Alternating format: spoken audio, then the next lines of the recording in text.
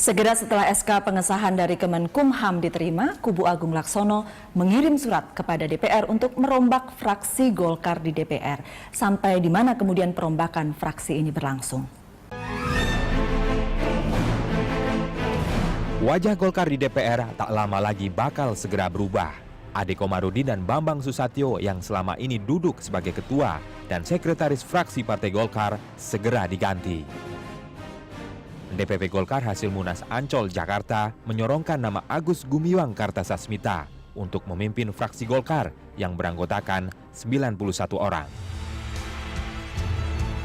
Begitu pula jatah pemimpin di komisi dan alat kelengkapan dewan akan diisi politikus Golkar kubu Agung Laksono. Perombakan dilakukan menyusul terbitnya surat keputusan Kementerian Hukum dan HAM yang mengesahkan kepengurusan Golkar hasil Munas Ancol. Inilah satu sekuen yang bakal menguras energi politikus Golkar di parlemen yang masih saja tak mau akur. Iya, tadi waktu, kejar-kejaran dengan waktu, kata Bang Don begitu. Dan kemudian banyak hal yang ada penting di depan mata. Dan yang terjadi kemudian adalah sekian orang dikabarkan sudah, saya boleh bilang berpindah kubu gitu ya, Pak Irsad, Pak Agung? Sebetulnya bukan berpindah kubu, karena memang dari dulu dia juga. Oh, oke, baiklah.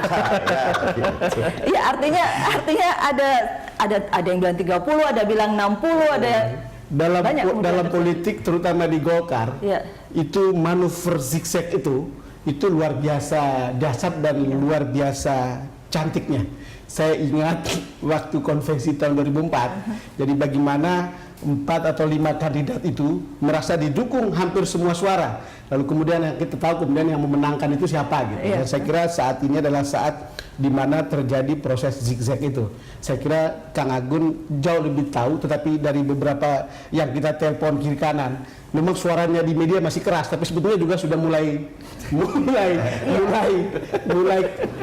berbelok. Ya, berpindah atau berbelok atau kalau investigasi Tempo. Sah-sah saja ya, loh. Saya kira itu adalah kultur yang ada, kultur politiknya Golkar yang memang seperti itu. Jadi tidak bisa kita tolak. Jadi saya bukan mau ngebelain Kang Agun ini. Kalau misalnya proses politik berpihak kepada Pak Ical, saya kira yang sebaliknya juga yang terjadi sebetulnya. Jadi oke gitu. Nah, saya mau highlight sedikit yang dibilang beberapa hal yang menunggu di depan ya. Saya kira betul Bang Don tadi mengatakan pilkada serentak. Tapi juga sejumlah keputusan-keputusan penting yang harus diambil oleh pemerintah yang membutuhkan sikap DPR. Dan DPR itu adalah salah satunya adalah Golkar di dalamnya. Nah, di sini saya kira battle-battle itu di depan mata. Saya kira dalam 1-2 pekan ke depan kita sudah bicara tentang Kapolri baru. Nah, di mana ini posisi orang?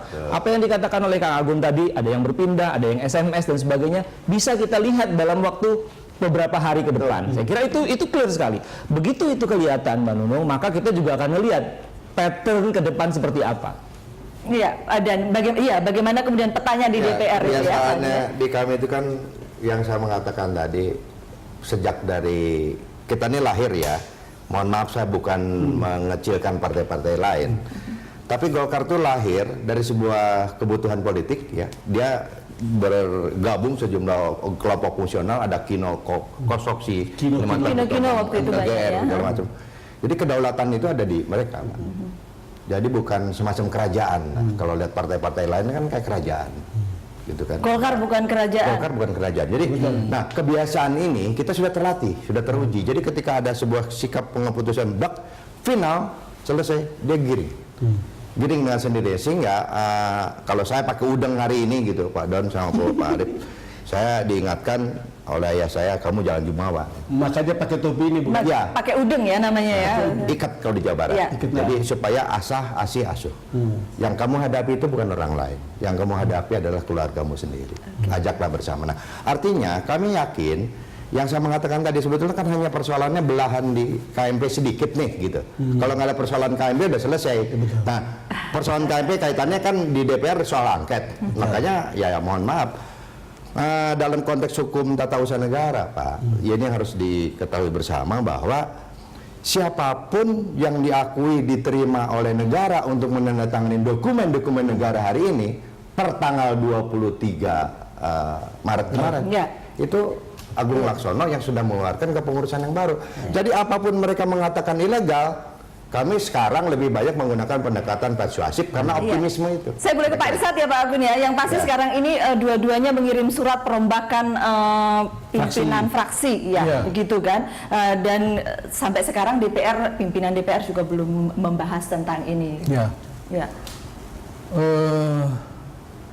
Keputusan Menkumham itu belum ujung dari suatu proses sengketa antara Pak Irsad, tapi paling tidak kan sekarang ini ada keputusan Menkumham yang kemudian secara legal dialah yang sah begitu kan, walaupun dan operasional walaupun PT UN kemudian sedang jalan.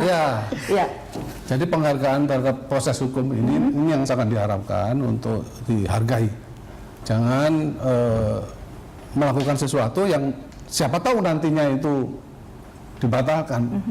Nah, dengan begitu nanti akan terjadi rentetan pembatalan, perombakan yang juga mengacaukan. Ada waktu sampai akhir April Untuk masa sekarang ini, masa yang belum 100% tuntasnya proses persengketaan antara akhir April itu hitung-hitungan dari mana ya Pak Irsad itu boleh tahu? akhir April itu kan dari proses peradilan ya. Ya, peradilan Kemungkinan itu. proses peradilan akan selesai pada saat Itu itu. kan kemungkinan, Pak. Bisa saja lebih dari itu. Nyatanya PT UN terhadap Romi gitu. Iya. Pemerintah kan banding. Kapan selesainya ya proses lagi. Dan akhir itu kita jadikan batas Ya akhir. justru itu yang ingin kami itu satu, Pak. Jadi atau tidak jadinya itu akhir April itu. Kalau tidak ada putusannya pada akhir April apa yang kemudian terjadi? Bersabarlah sampai akhir April. Bersabarlah Problemnya sampai. itu biar ini Pak Don ya, Pak Arif, Pak Irsyad, sejak detik tanggal 23 keluar keputusan Menkumham, ada peristiwa-peristiwa kenegaraan di parlemen atau korelasi antara parlemen dengan eksekutif di tingkat pusat maupun antara kepala daerah dengan DPRD di level bawah yang secara sah diakui oleh negara untuk menandatangani sejumlah dokumen atau pernyataan pandangan-pandangan sikap di parlemen itu kan dibutuhkan.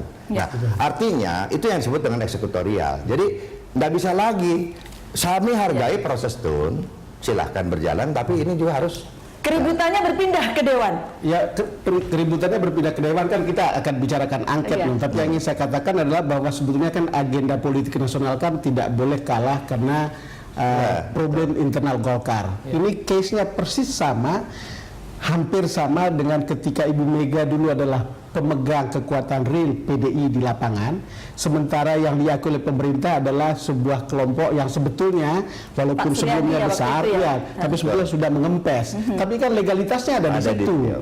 Kira-kira begitu. Maka itu yang terjadi, keputusan dari situlah yang ini. Tapi ya sebagai rakyat biasa saya kadang-kadang berpikir ya udahlah kalian ribut tapi agenda di sana nggak boleh terganggu. Kita butuh pemimpin kepolisian dan seterusnya kan kira-kira begitu. Dan itu akan berjalan di tengah-tengah peta yang tidak keruan ini begitu kan? Betul. Nah, itu dia, jadi menarik. Gitu kan? Siapa yang kemudian mereka masih ribut siapa yang kemudian dianggap sah, siapa kemudian pimpinan fraksi yang harus dianut, siapa yang kemudian menyeberang. Ya, saya melihat begini, Mbak Nunung. Kita mesti mengaitkan apa yang kerisuhan yang terjadi ini juga dari sisi yang lebih ke belakang begitu, yakni ketika bagaimana kedua belah pihak kubu itu berusaha approach kepada pemerintah. Nah ini juga saya kira ini tulisan kita pekan ini menggambarkan bagaimana kubu Agung Laksono itu dengan sangat cantik berupaya mendekati merapat ke Ibu Mega dari satu partai ke partai. Dan terutama kalau dari kita bicara pemerintahan kepada Pak JK dan kepada Ibu Megawati. Melalui Pak JK ke Ibu Mega begitu ya? Betul. Sementara Pak Abu Rizal berusaha mendekati Pak Jokowi melalui Luhut bin Sarpanjaitan. Nah, jadi ada battle juga di dalam begitu kan. Tapi saya kira dalam hal pemerintah concern kedua belah pihak cuma satu, yakni ada Golkar yang bersedia masuk ke dalam kapal besar yang namanya pemerintahan. Concernnya saya kira itu. Ya, kalau sebenarnya kalau dilihat dari itu buat pemerintahan baik-baik saja. Dua-duanya toh berusaha merapat ke pemerintah. Betul. Dan setelah keputusan dari Menteri Hukum, saya kira sudah nyaris selesai ini urusannya. Begitu. Tapi kekecewaannya masih berlanjut karena yang satu pasti kalah gitu ya Pak Irsad ya. Harus ada yang kalah. Sudah pasti begitu Kan sekarang. tunggu akhir April. Dan harapan kami di Dewan Pertimbangan dari hasil Mahkamah Partai itu ada tahun 2016 yang dikatakan di situ bahwa kepengurusan siapapun yang sekarang ini nanti akan dilegalisir oleh hukum maupun oleh pemerintah itu pada tahun 2016 itu supaya menyelenggarakan Munas luar biasa. Ya, ada 1 tahun yang kemudian panjang dan bisa terjadi macam-macam. Itulah kuncinya, bersabarlah menunggu waktu-waktu yang secara adil memberi kesempatan pada pihak-pihak yang Pak Irsyad harus bicara bersabar ke sebelah sini, Pak. Bukan. Pak Agung bisa bilang dia soalnya. Persoalan itu bukan soal sabar, ini persoalan azas legalitas formal. Kalau istilah mobil, udah saatnya harus berjalan. Masa mobil ada pekerjaan dia gitu kan, nggak mungkin. Delaynya sampai ke April itu kan. Dan logika pakai April juga kadang-kadang saya membingungkan juga, apa urusannya sampai harus April gitu. Di hari ini jalankan, jalankan. Kita tidak boleh juga mendahului yang Maha Kuasa kan, Pak. Jadi artinya, tapi kalau Tuhan juga memberikan sinyal-sinyal dan tanda-tanda. Kalau saya melihat Tun, kalau Bapak merasa optimis menang, saya aku yakin kok sebaliknya gitu. Karena semua prosedur Tun itu kan hanya prosedural, Pak. Hukum acaranya saja. Pengadilan Jakarta Pusat sudah, Pengadilan Jakarta Barat sudah, kasasi dicabut, daftar Jakarta Barat cabut lagi. Pak Agun, yang di depan mata sekarang ini kan pergantian kepimpinan fraksi pun itu belum selesai di Dewan. Nah, artinya maksud saya, kabarnya surat yang kemudian ke pimpinan Dewan akan memaksa begitu. Oh, tidak, kami bukan memaksa, kami menjalankan agar tidak terjadi kevakuman. Kekosongan kewenangan otoritas sebuah lembaga. Siapa pemimpin saat itu dari Golkar yang harus berbicara, menyampaikan pemandangan umum, menandatangani sejumlah dokumen-dokumen negara? Saya membayangkan, Pak, bukan? Iya, saya membayangkan kalau di paripurna nanti ada yang mau menyampaikan pemandangan umum dari Golkar dan kemudian ribut Jadi ini memang menarik. Itu persis ketika P3 yang kemarin yang sampai jungkirin dorong meja, bukan? Yang kita khawatir akan kejadian seperti ini. Pak. Makanya kami menempuh cara-cara persuasif. Terhadap yang tanda tangan angket nggak ada yang kami tegur, Pak. Kami punya keyakinan. Kader Golkar itu pasti ikut yang sah, Pak. Pada saatnya, kira-kira gitu lah. Cuman memang ini khas politisi. Sampai ke sudut paling sempit, belum betul-betul lihat angka kalah, masih dibilang masih ada kesempatan begitu ya. Optimismenya luar biasa. Dan yang harus kita catat adalah Golkar ini kan bukan partai kader, bukan anggota-anggota yang ideologis gitu ya, yang mempunyai prinsip sesuatu, enggak lah.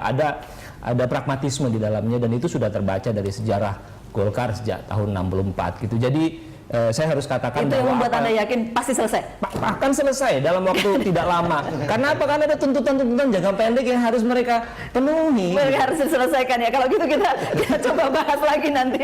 Kita akan kembali untuk Anda setelah jeda berikut.